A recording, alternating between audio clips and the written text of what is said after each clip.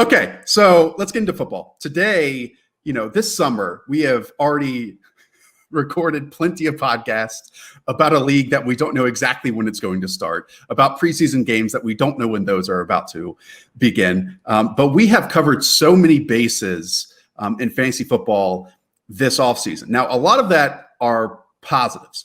And I think it's easy to talk about players that we like and that the fantasy football world likes in general. So today, I gave you both some homework to talk about players and make the case for players that no one else wants to make the case for. Because someone is going to draft every single player, obviously, on a draft board during your fantasy draft. But I think all of us, and again, this football bubble that we live in, avoid the same types of players. So hopefully we discuss 6 of those names and try to make the case and, exit groupthink just a little bit. We did not designate who was going to go first, but I will force John Daigle to go first today. This practice was a tad hard because not only has it been a lengthy offseason and a different one, and that a lot of people have talked about everyone to this point, but it's just hard to find these players that no one's really hitting on or high on. And I don't think people are talking about Chris Carson enough as a legitimate RB1 you can get to start the 4th round. Recall 19.3 carries per game last year on 72% of Seattle's offensive snaps. And that was while Rashad Penny was healthy. He didn't tear his ACL until he started being involved more in the latter half of the year. But as it stands for week 1, Carson remains entrenched as the team's week 1 starter.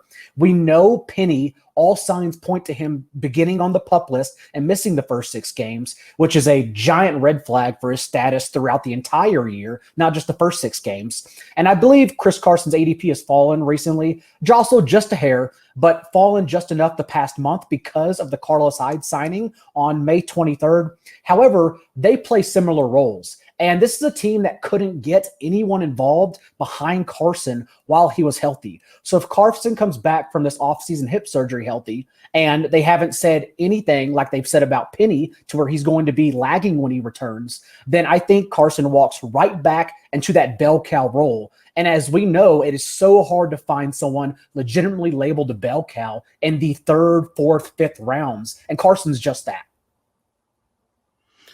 I mean, you make a great case for. I mean, the thing is, the Seahawks. You're always going to get a lot of injury information from Pete Carroll. How reliable it is always up for debate. But so the fact that Pete Carroll isn't spewing sunshine about Rashad Penny's injury timeline pretty much tells you he's going to begin the year on the reserve PUP list. So Penny will be kind of out of the equation, and he has been, again, you can't take everything Pete Carroll says at face value, but he has been adamant basically from February that Chris Carson will be ready for week 1. It hasn't suffered any setbacks. It does seem like Chris Carson will actually be ready for week 1.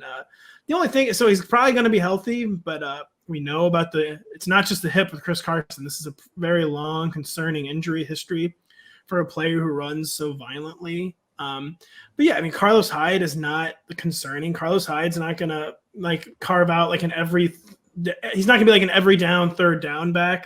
There's no obvious role for Carlos Hyde to carve out in the Chris Carson backfield. And I agree that his current ADP, he's a bargain, and preferably you wouldn't draft someone coming off this very serious hip injury. But yeah, he's going to be healthy.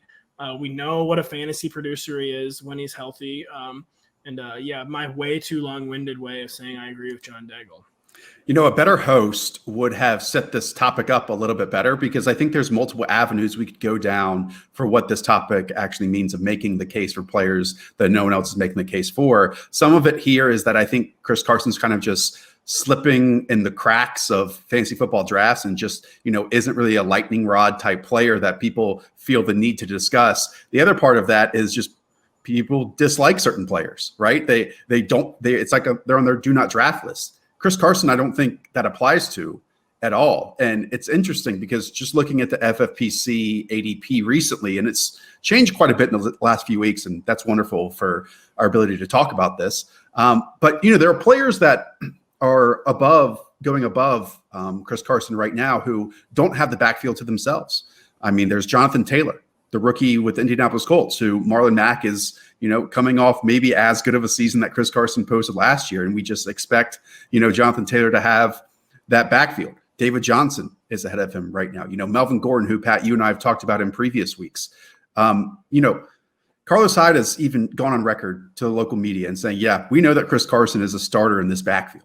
So to me, in an offense that if Chris Carson is healthy entering, which he should be, this is already a team that has stuck by him through thick and thin, through fumbles and not, and rode his production. And I don't understand why there's any question that he's not going to be their lead ball carrier in 2020. I think Hyde's presence does actually bring a certain pause for people right now. But again, you have to make an argument as to why the Seahawks won't run a similar offense as they've done the past however many years under Pete Carroll, as opposed to them actually going, as Russ hinted he wanted, to be more of an aired out aerial attack offense. We still believe they're going to be a run-first team, and Carson would obviously lead that approach. I guess it's just maybe not only, but maybe the risk is that the Seahawks have just decided Chris Carson can't stay healthy on like these bell cow type workloads, and they are going to be committed to scaling it back, but they haven't said that. And Carlos Hyde, he is someone who has more than once thwarted and subverted fantasy analysts' expectations. So I guess we can't write him off completely, but I think that John's reading of the situation is 100% correct. And we've seen Chris Carson get 20 plus touches in like 5 straight games last season, So this is a offense where very little has changed. And again, if all the pieces come back healthy in like the order that they're supposed to, then Chris Carson should lead that backfield in touches. All right, I'll go next. I'm not sure where this one fits on the spectrum either. But let me talk about Stefon Diggs. Right now, he's the wide receiver 27. 68 overall. And look, this is the time of year where everyone hypes up rookies, right? And so often, draft capital is attached to opportunity or projected opportunity. And I bet, if we got Hayden Winks on the phone, he has some formula that shows just how much you invest in a player is how much opportunity they get with their team. Stefon Diggs was the Bills' first round pick this year. He's going to get the opportunity. And this is a team that has made improvement after improvement each year of the Brandon Beane, Sean McDermott area. They've made smart decision after smart decision. Yet right now in fantasy drafts, Stefon Diggs is being treated like he was a bad decision. He's outside of the wide receiver 2 area at his position. You know who the wide receiver 28 was? Again, Stefon Diggs is being drafted the wide receiver 27. That was Golden Tate. Wide receiver 29 last year, that's Sterling Shepard. John Brown, the team's leading receiver last year, was the overall wide receiver 21. Actually, that's on a per game basis, so that's even better. So I don't understand this idea that the Bills are unable to support a wide receiver that can hover, if not be, in the top 20 wide receivers at the end of the season, because John Brown basically did that last year, and Stefon Diggs is just a better version of John Brown. Got a lot of thoughts. First off, is Steph Diggs's ADP a Josh Allen tell? People have inflated Josh Allen's ADP up to QB7, but maybe Steph Diggs is kind of like people like secretly realizing to themselves, like, oh, maybe this isn't as good of a situation as we were leading ourselves to believe. And just like independent of Josh Allen, maybe with Steph Diggs, it's the fact that, he has almost every year picks up a lingering injury. I said inconsistent roles, 2 years ago, used very close to the line of scrimmage. Last year, finally unleashed down the field, which, where he can be a special explosive player. But we know Josh Allen, extremely inconsistent down the field, basically like a power pitcher who can't locate the strike zone. And, it's not like he is the number one weapon, but Steph Diggs is going from a run heavy offense to a arguably even more run heavy offense. And I think Steph Diggs is too good of a talent to have being drafted as a wide receiver 3. So I agree with you that his ADP is too low, but I definitely understand kind of like the negative case for Stefon Diggs this year. I think the negative case is because he is alongside John Brown now, who has shown a rapport that led to his career highs last year with Josh Allen. Like, we know Diggs' talent. second among all wideouts last year in both yards per route run and yards per target, two key metrics which usually paint the picture for fantasy success moving forward. But now it's two players attempting to do similar things, run similar routes on the outside. Like Diggs is more of the all-around guy who can beat coverage. This is painted in Matt Harmon's reception perception pieces annually, that Diggs beats zone and man no matter the case, whereas Brown we know is more of an over-the-top deep burner threat. But it's still another deep threat wide receiver that Diggs will have to compete with downfield. And we know Josh Allen, while he can launch it downfield, hasn't had much success doing so. Just 36 of 31 in his career in attempts, 20-plus yards downfield. So it's absolutely not a case for the player. It's a case of there are two guys now competing for this lack of inefficiency downfield as opposed to just one. So now we're also expecting John Brown to play a healthy full season once again for like the second time in his NFL career. I understand that there should be some skepticism because those are three talented wide receivers, but it also needs to be said that Stefon Diggs is clearly the most talented wide receiver in that group.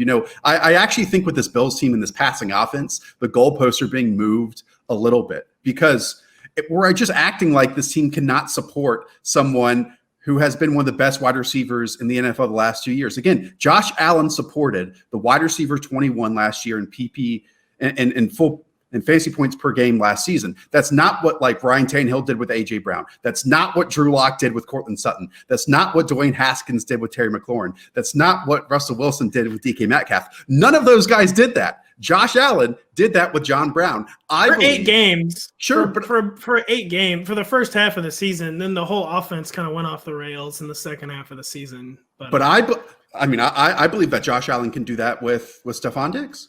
I truly do. John made an important point because Steph Diggs is used to playing alongside another talented receiver. He's done that his whole career, Adam Thielen.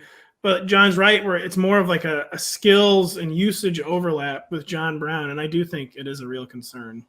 It's something that's not being talked about.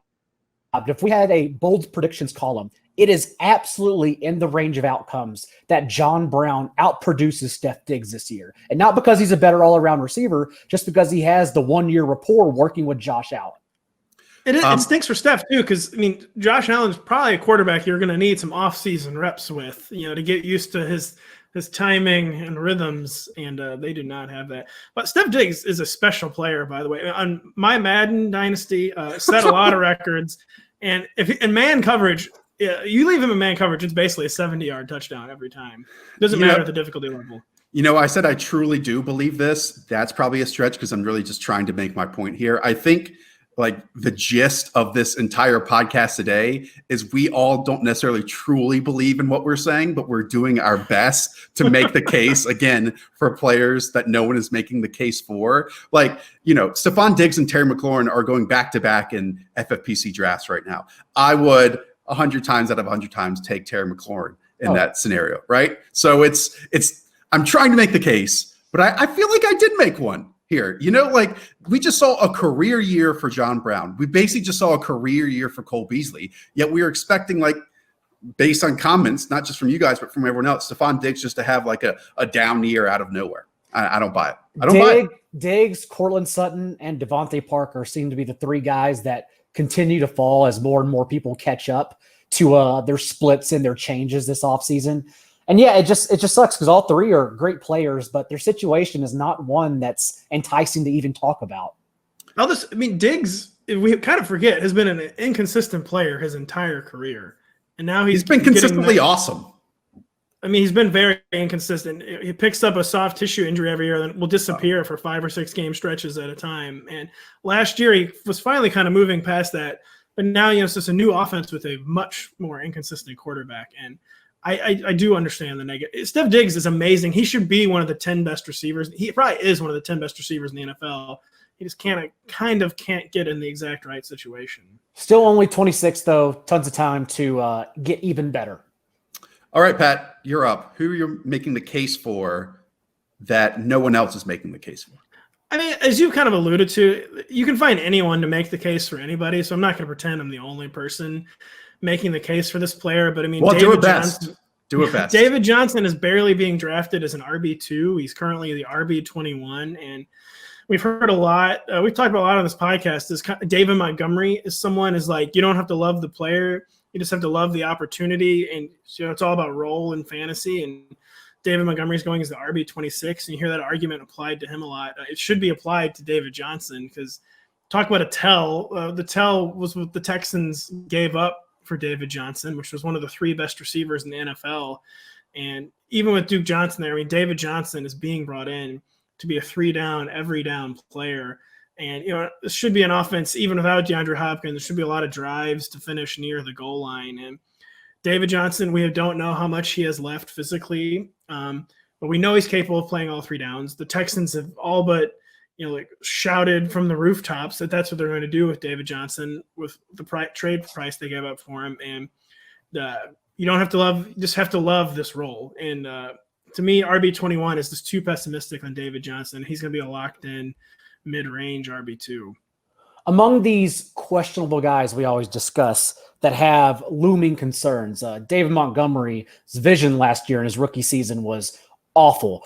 Todd Gurley, chronic knee injuries. David Johnson, we keep citing his back injury and how he looked like he was running through quicksand last year. But remember, through week 6, the first 6 games of the season, he was the overall RB6 on 17.7 touches per game. He was clearly healthy and performing like the David Johnson we knew. And then that back injury derailed him altogether. And I'm not saying that back injury perhaps doesn't linger over. Maybe it does carry over into this year. But the fact is the opportunity is there, and he's now had a full offseason to recover. The Texans have the most available carries missing from last season's production, based most in part due to Carlos Hyde's leaving now in the offseason. So I think the opportunity is there, and we know, like, Duke Johnson's a fun player to talk about. He's a tremendous guy. Don't get me wrong. But we know they already have him pigeonholed as a 3rd down back. They want to mix in at wide receiver reps and then won't get him the ball. That's who he's going to be under Bill O'Brien for as long he's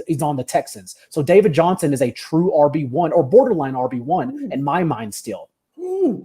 Okay, I'm going to play devil's advocate here. Sure. All right.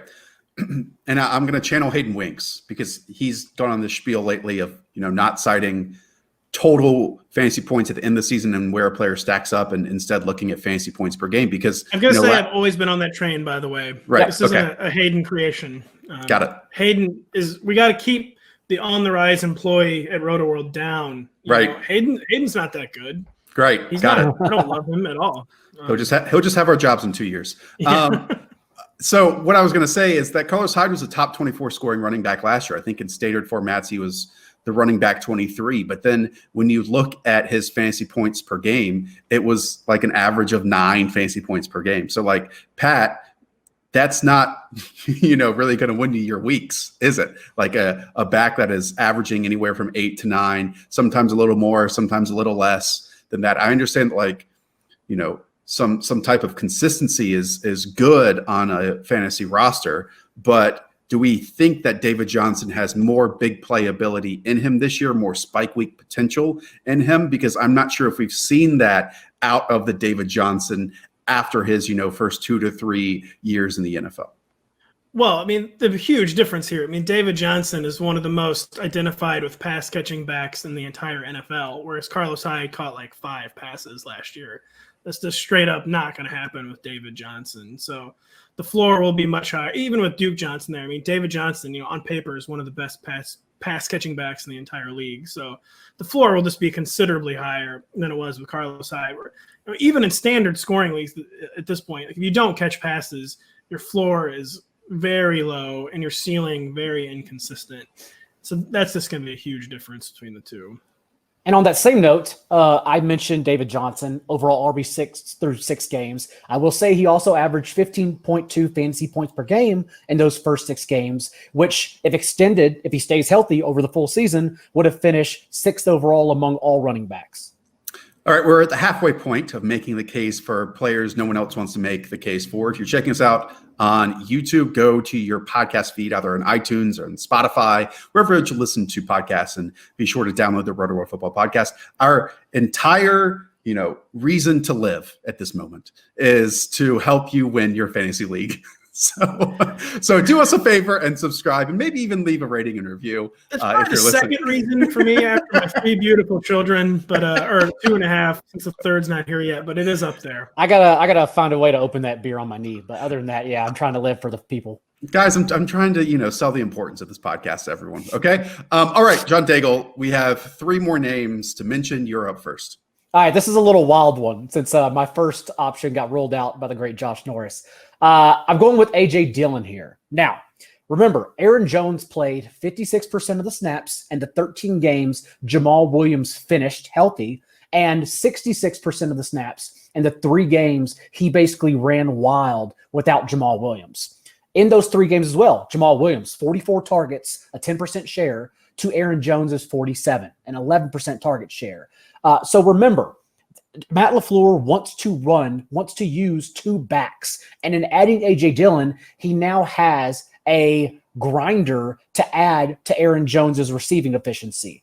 And drafting Dillon in his 12th round ADP, which is where it stands right now in offseason fantasy football drafts, you get a player that has a role from day one, which is really hard to do in those rounds. Even if it's a small role, that one, it's going to be the fruitful touches inside the 10-yard line, right? And the goal line reps trying to bruise through defensive lines for touchdowns that I don't think Aaron Jones will get now that big-bodied A.J. Dillon's in the mix. And then also, he's insurance if Aaron Jones holds out. I don't think Aaron Jones will hold out because he just doesn't have the leverage as a low draft capital running back who we loved, don't get me wrong, in fantasy circles and analyst circles, but hadn't done much or hadn't been given an opportunity to do much like last year. I still think they get a long-term extension done perhaps, but again, it's insurance simply in drafting Dillon in that 12th round, just in case Jones holds out on top of his other usage. Yeah, I think that A.J. Dillon is the closest thing coming out of a draft to Derrick Henry since Derrick Henry. And we know that Matt LaFleur has that history with that style of back. Now, there are obviously some positives to that style. There's some negatives to that style. If you have, great game script, he is going to be used. If you're in a negative game script situation, then A.J. Dillon is probably just going to find himself on the bench. But there's a lot of layers here, aren't there, Pat? Because these types of storylines repeat themselves every single year.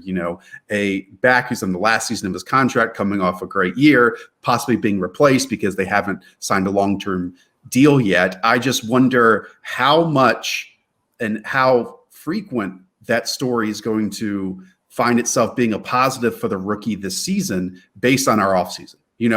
We have seen in previous years, those 4 preseason games, really 3 preseason games, be vital for a running back to obtain and get a firm grasp on the opportunity. And maybe, just maybe, A.J. Dillon won't have that same opportunity like his predecessors have in the past. Yeah, I mean, you make an extremely important point where we're going to see a lot of the tried and true rhythms of the offseason interrupted this year. And I would not take a week 1 role for granted for A.J. Dillon in the Corona offseason because July 28th is going to be the first day he puts on pads or first day he gets a rep period, of the entire offseason. And that's a really quick learning curve for even a second-round rookie to come out and immediately earn a role in a backfield that has 2 backs that we know the Packers are completely comfortable with. A.J. Dillon could be a healthy scratch week 1 for all we know. That's probably not going to be the case because he is a second-round pick. And as John said, a very intriguing power back. But yeah, I would not take any rookie role for granted this year in week 1. But A.J. Dillon's is kind of I feel like an especially precarious situation because the Packers, we know they're comfortable with these backs. So they don't have to force it with A.J. Dillon. But, maybe they will. See, the running back position is one that I wasn't even considering for any COVID hangover, especially A.J. Dillon's role where they're inside the 5, and we know since he's so much bigger than both Jamal Williams and Aaron Jones, they're just going to pat him on the ass and say, hey, go run between the tackles, kids. And then he just runs through other defenders. So that's actually something I hadn't even been considering. And I believe that Aaron Jones had the second most opportunity of all running backs across the league inside the 5-yard line last year. So that line of thinking would line up. I'm just looking at the running backs. We got to say, this is not going to evaporate with Aaron Jones. We're all the Aaron Jones regression train has gotten a little bit out of control. It's not like he's going to go from 19 touchdowns to 3, like he's Leonard Fournette or something. Alvin Kamara did. I mean, to me, 8 to 10 touchdowns is a very reasonable expectation still for Aaron Jones as the lead back, still clearly of a run-first offense now, even though it shouldn't be. And the Aaron Jones regression has gotten completely out of control. These are a couple backs going ahead of A.J. Dillon right now. Zach Moss. Do we know anything about Zach Moss and the Buffalo Bills? Nothing. I think he has a clearer path to opportunity than A.J. Dillon. They need him to be the number 2. The Bills need Zach Moss to immediately be their number 2 back. The Packers do not need A.J. Dillon to immediately be their number 2 back. But the Bills have Josh Allen competing at running back as well, whereas the Packers only have Aaron Jones. That's from a fantasy perspective. So, like, Josh Allen could steal cut out Zach Moss's fantasy legs from underneath them. But the Bills they don't trust Devin Singletary as an every down back. So to me, I think the Bills have a more compelling need to get Zach Moss on the field more than the Packers do with A.J. Dillon. You could not have a more drastically different player, but Boston Scott is also being drafted ahead of A.J. Dillon right now. A.J. Dillon is being drafted just ahead of free agent Devontae Freeman. So it's this area of the draft that if people believe in A.J. Dillon, you can absolutely go and get him. Best ball format's probably preferable at this moment in the summer until we, find out more in training camp and find out more news during the offseason. But Daigle, I do think that there is a path that at least a handful of weeks this season, A.J. Dillon definitely has fantasy relevance. So I understand where you're coming from. Yeah, he only came to mind just because I've been drafting more of him in best ball leagues because he's fallen so much. And I think that's because we are still making a mockery, and rightfully so, of the Packers draft. But what's done and done. It's in the past now, and we now know the personnel and what their idea on offense is. And I think he's going to be a part of it. And go ahead. Not to be too, I'm being a little over. His second round, draft status is a huge data point in his favor. Clearly the Packers love A.J. Dillon. The other name you wanted to bring up was Kenny Galladay, and I just put the axe on that. No. So the thing, I'm not going to talk about him in length, but quickly, the only reason he's not being I haven't heard, you said everyone's in his favor. I haven't heard anyone talk about him. And that's because everyone keeps citing Marvin Jones as the best value among that group, but it's not. Kenny Galladay is going after wide receiver 7, and he has wide receiver 1 overall potential. Are you crazy? Marvin Jones is never going to be a wide receiver 10 in a full season, whereas Kenny Galladay could finish ahead of Michael Thomas this year. That's why I'm angry. I find it difficult to discuss anyone in this conversation that is going at the top 10 of their position, other than quarterback, obviously. But where's he going right now? I'm looking at his ADP. Hey, by the letter of the law, John is. There's every year there's people who are consensus top 10 that just no one wants to talk about, and I haven't been hearing a ton of Kenny G. Okay. All right. I'll just, I'll take a break next week and you guys can do the podcast and, I'll have a blast. We'll have a blast. We'll all look right in that moment. Go to the Mountain Time Zone. Okay. I'll go next. I'm going to go with a running back who's at running back 15 right now, 26 overall. His name is Todd Gurley. Hey, you remember that guy? You remember the offensive player of the year, just a couple seasons ago? Well, Todd Gurley's back and in command of a featured back workload. We've questioned the knee. Obviously, he finally got his physical, and that came back solid. This is Todd Gurley's fantasy points per game setting and sitting in the last few years. 2015 PPR running back 8, 2016 running back 15, 2017 running back 1, 2018 running back 3, and last year he was running back 14. So he's even being drafted outside of that running back 14 area. And I would say the biggest factor in that drop off was how he completely lacked the same usage in the passing game like he did in the previous 2 seasons. What was his knee? Well, okay, 2017 he had 87 targets, 2018 he had 81 targets, then went down to 49 targets last season. The defenses eliminated those layups that factored into so much of Todd Gurley's production. Well, guess what? Devontae Freeman, who I think all of us can say was a no-show last year, was not a good football player on the field, got 70 targets last season. At the very least, even in the state of however you believe Todd Gurley is in right now, I think he absolutely is at least as good as what Devontae Freeman showed last season. And so if we get, an extra 21 targets for Todd Gurley this season to go along with 200 carries, I think that could be great value as your running back 2 here in drafts. I'm totally comfortable, with Todd Gurley's ADP. And 2 huge things working in his favor are, you said we've already seen the Falcons.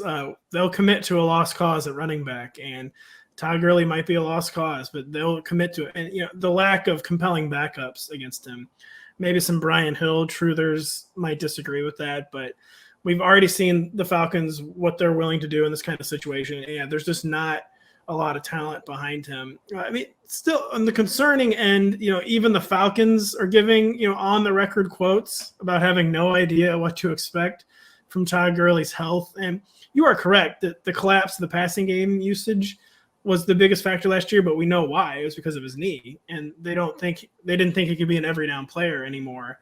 And the Falcons, they're basically publicly saying they don't know what they're getting into. Right.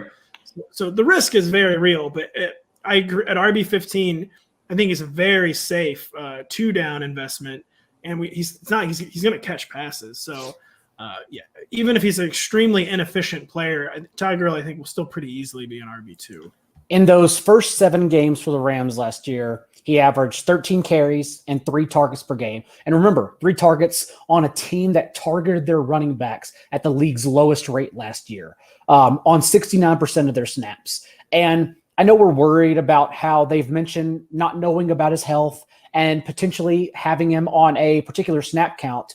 But I actually envision that as his usage in those 7 games last year, where yes, he can be on a snap count, but the snap count doesn't matter so much whenever he's getting a touch on 75% of those snaps, where he's still averaging, 18 touches per game, because I expect his target volume to increase this year since he'll be on a team that will not only throw more, but likely target their running backs as they did so at a higher rate with Devontae Freeman last year. So Todd Gurley, I was happy when Josh mentioned this player because he's someone I continue to grab constantly and sort of buck the notion of bad performance versus volume, and just still trying to get all these guys like David Johnson, Chris Carson as well, who I perceive to have all the volume despite what their knees or talent may say. Right, because, the opportunity, like we keep saying, is going to be there. Now, the efficiency probably won't be there nearly as much, right? Because I think that we showed that he absolutely is the type of runner who lacked juice in long stretches last year. He made a lot of his big plays when corners or safeties near the line of scrimmage tried to tackle him. That's a lot different than the Todd Gurley that we used to see in the open field. Now, I'm trying to make the case for Todd Gurley here, but I completely understand where his ADP is right now because like the 14 running backs going ahead of him, they're capped off by the likes of Clyde Edwards-Helaire, Miles Sanders, Austin Eckler, and Josh Jacobs. Like, no way on earth I'm taking Todd Gurley over any of those names. Then after him, though, you have, Leonard Fournette, Melvin Gordon, the aforementioned Chris Carson, Le'Veon Bell, James Conner, who we've talked a lot about this offseason, David Johnson, the same thing. So, that's a group where some people might say, okay, I want to take Melvin Gordon at the top or James Conner at the top or whoever else. But some people might want to take Todd Gurley at the top. And I think that there's absolutely a case to make with a lot of the names I just mentioned that Todd Gurley will get the most touches in the best offense of all of those as well. And I think that there's something to be said for that. And I might have gone with Todd Gurley if you had not. So I think we're all on the same page there. Love it. And also no competition. Ito Smith and Brian Hill were great in college, but have not shown it at the professional level. The perks of sending the topic email is you get the first response in it as well. And the perks of not having soon to be 3 children as well. Okay. We've gone through 5 names. 1 more left. You're going to close it out here, Mr. Anchor, Patrick Daugherty. Yeah, I'm not gonna pretend I'm the only guy making a case for Daniel Jones, but I'm not trying to go over the top with Josh Allen negativity, even though I've already gone well over the top with Josh Allen negativity. But like, this is a disconnect. Why is Josh Allen the QB7 and Daniel Jones the QB16? Daniel Jones actually had more spiked weeks than Josh Allen did last year, and he has such a wide variety of skill players at his disposal. Like, he's got the big play threat in Darius Slayton and Evan Ingram. He's got guys who will convert layups and Sterling Shepard and Golden Tate. He's got one of the premier home run threats in all of football, and Saquon Barkley. And he's not nearly as big of a rushing threat as Josh Allen, but he still averaged over 6 yards per carry last year. And where, he's not going to be as big of a big play threat in the passing game either as Josh Allen, but, he's a lot more efficient on the short to intermediate targets. And just considering ADP, I don't know if you asked me who I thought would end the year with more fantasy points. I don't know if I would guarantee Daniel Jones, but just relative to ADP, I would take Daniel Jones over Josh Allen 10 times out of 10 this year. I'm having a real struggle with Daniel Jones at his current slot of, where is it, Pat? Quarterback 16, I guess I should. QB 16. Yeah, I mean, it's you can't actually. I thought he was going much higher than that. And I feel like earlier this offseason he was going higher than that because like Joe Burrow has surpassed him at this time. The other quarterbacks just ahead of him are Baker Mayfield, Matthew Stafford, and Aaron Rodgers. Look, it's just the position is stacked this year, you know? So like if you're in best ball formats and if you want to go like after that top 12 and go back to back at quarterback, I think Daniel Jones is a great selection there. If you're going to wait all the way and go with like Daniel Jones and Jimmy Garoppolo as your two quarterbacks, like I think there's an avenue for success there as well. You know, Daniel Jones, if you just spotlight him and isolate him, it's funny you say so much negative things about Josh Allen. One, our comments and review section does not like you for that, Pat. But two, I'd be saying fewer negative things about Josh Allen if he was the QB 16, by the way, but he's That's the true. QB 7. He finishes the overall QB 7 last year. He's not going to be the QB 16. okay, we're moving on.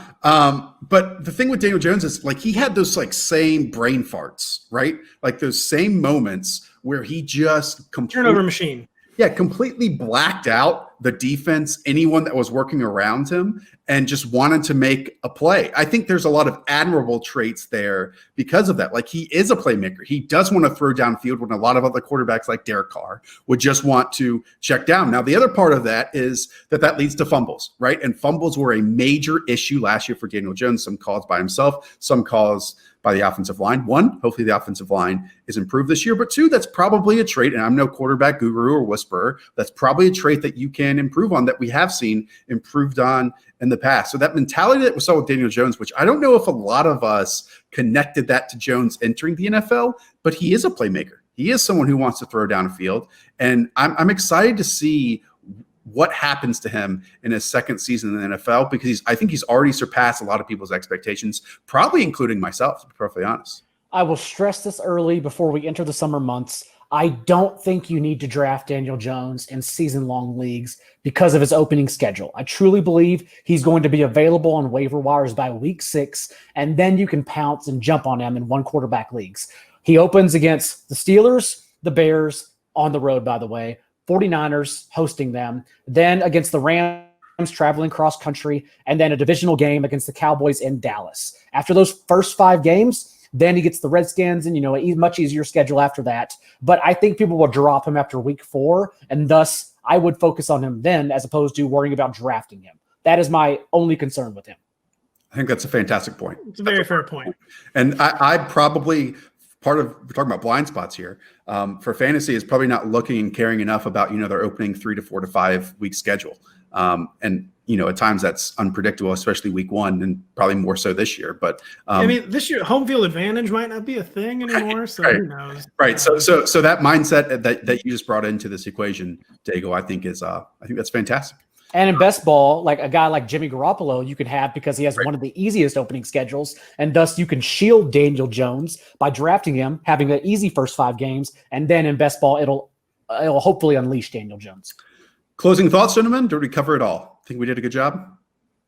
Good job. I think we did. It's good to be back, and I'm also not surprised you weren't recognized at the wedding, Josh. Other than that, I think we've covered everything. Well, let's get out of here with a little zap shot for people on YouTube. You see that? Look at that little man. No, there's not much color contrast there, Josh. I know. Well, look, that's to hide the dog hair. That's to hide the dog hair, Pat. All right. That's going to do it for us. You just shut a blanket. He's like a worm, basically. He is. Now he just woke up. All right. We'll be back on Tuesday with another live draft, our July live draft. Yes. I know you all are anticipating that. I guess, we'll figure out the personnel grouping for that. Talk about it this weekend, yeah. Who knows who's going to be where's going to be where. DJ Short and Drew Silva will be participating in that. Steve Alexander. Actually, we'll bring back like Chris Weston and Greg Rosenthal. They'll do it up. All right. That's going to do it. For Patrick Daugherty, for John Daigle, I am Josh Norris. Up the Villas. Please up the Villa. We'll talk to you soon. See ya. Hi, I'm Mike Tirico, and thanks for watching. Make sure to hit subscribe for the latest news and highlights from NBC Sports.